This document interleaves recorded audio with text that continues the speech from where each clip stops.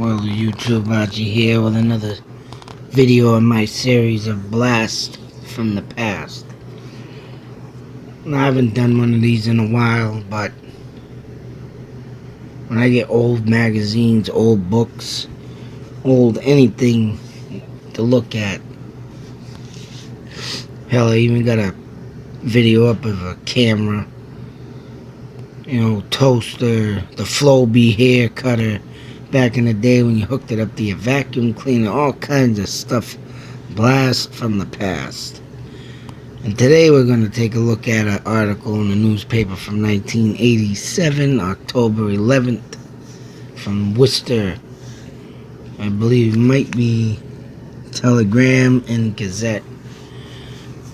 Remember in the Lost Valley, and this article is going to make you look at the Quabbin Reservoir a lot different. And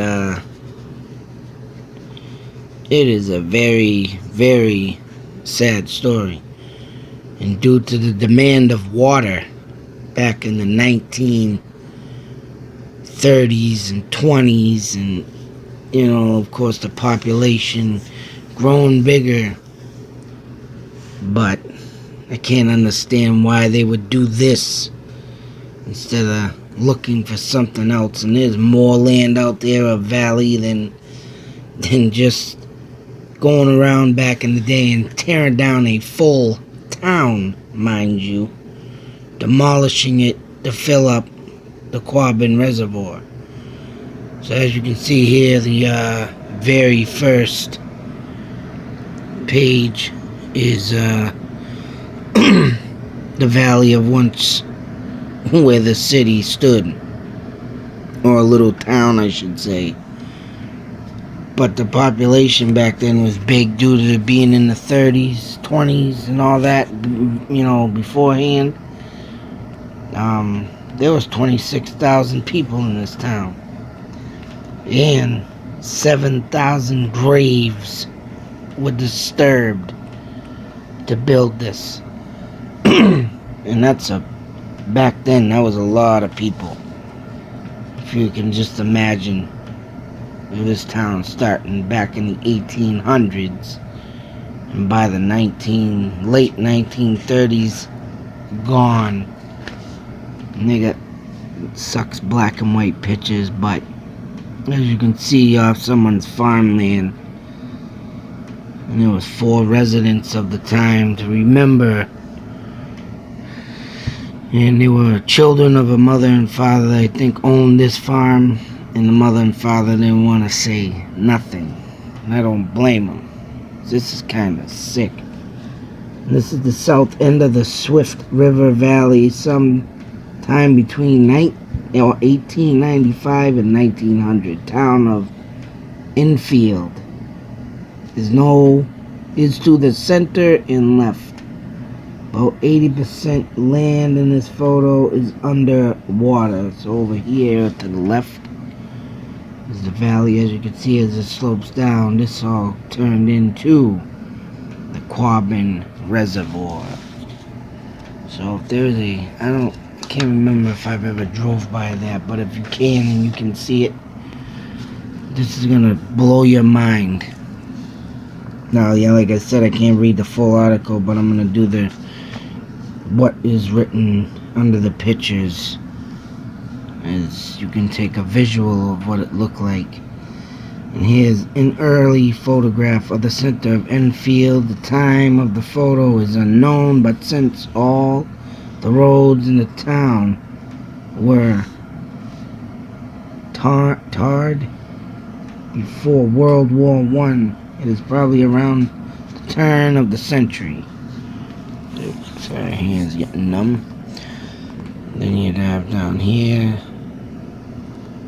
just gonna take another visual, a state survey photo of the Enfield mill where Mildred Plawuch's mother and father worked up until the time the town was demolished. And I believe this is the girl that had spoke. And this is Mildred Raffers Plaucha. I'm saying that right. Plaucha. What a name. Crazy name.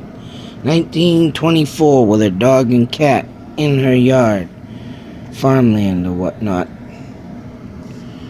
And you have up in here the Rafters. A photo of the Rafters home taken by the state survey crew. So these pictures, this one and this one, was taken to do the, dirty deeds of tearing down this once town. And this is Paul Padarzi, home North Dana, 1923. And we have a farm and horse buggy. And the milkman,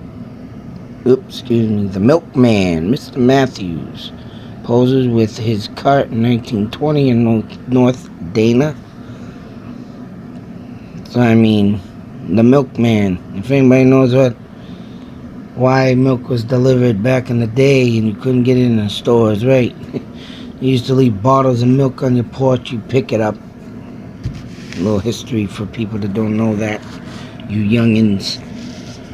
They'd leave it on your front door, you'd pay the man and leave the money there, and things would run different back in the day. You didn't go to a store to get your milk, they delivered it. Here we have Myron, wow, they got some weird names. Doubledays General Store, North Dana, around 1920. So getting your stuff in the store here, everything but milk.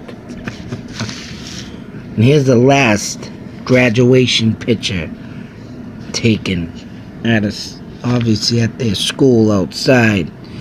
And this was a common thing to do back in the day. They didn't take pictures like individually. And a photo of the last graduation class in Enfield taking on the Common in 1927. And Mildred Plaucha standing at the far right. So that's her, grown up now, after being a little girl in a yard for so long. Like I say, back in the day, they used to take these type of photos. And, didn't do it in the school, they did it a whole different thing back then. I don't know why they don't bring it back and do it now. It would be kind of cool. But as you can see, this town was, Shakers, this is something different. Yeah, this is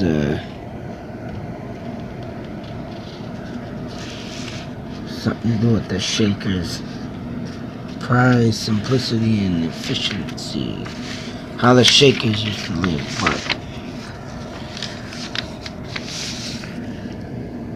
Richard, what was his name? Prestone of Rockdale is freelance writer. Preston, sorry, it was a little blurry there. Richard Preston did this story. So you can just imagine going on back in time and looking at these photos that once stood in a valley, now the Quabbin Reservoir.